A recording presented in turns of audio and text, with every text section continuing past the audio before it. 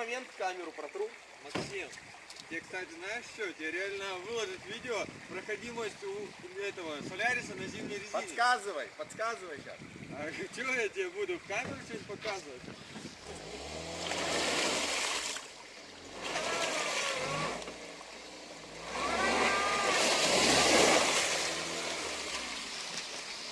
Давай, у тебя же камера есть, рыбку можешь там вывести. Куда поехал-то?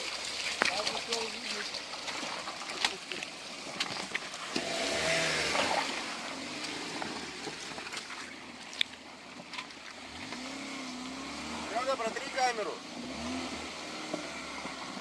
Кстати, нормально фотка получилась на фоне реки. Посмотри бампер. Стой, подожди. Нормально есть, пока нормально.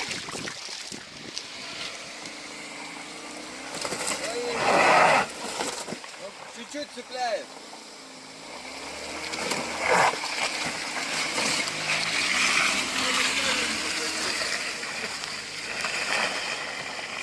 Куда он, дурачок, едет?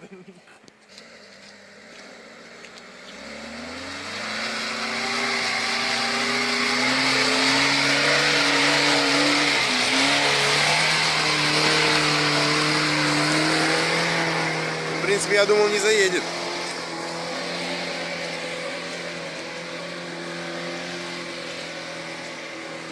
Скажи ему, чтобы он там остановился. А, все. Поехали на шашлыки, называется.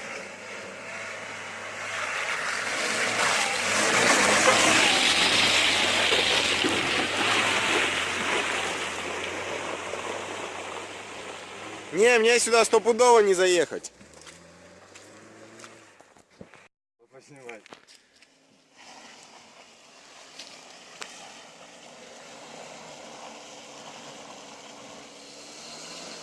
Он был прав. Все, бампером зацепляется. Да стой ты! Ну зачем это надо? Конечно, вот, где эти обороты раньше были? Выруливай! Ты не надо пиздеть, ты надо рулить. Че, все, бросили мы Солярис. Солярис у нас фига не заехал почему-то. Так, заехал, вон тот человек не захотел тянуть мой маленький Солярис.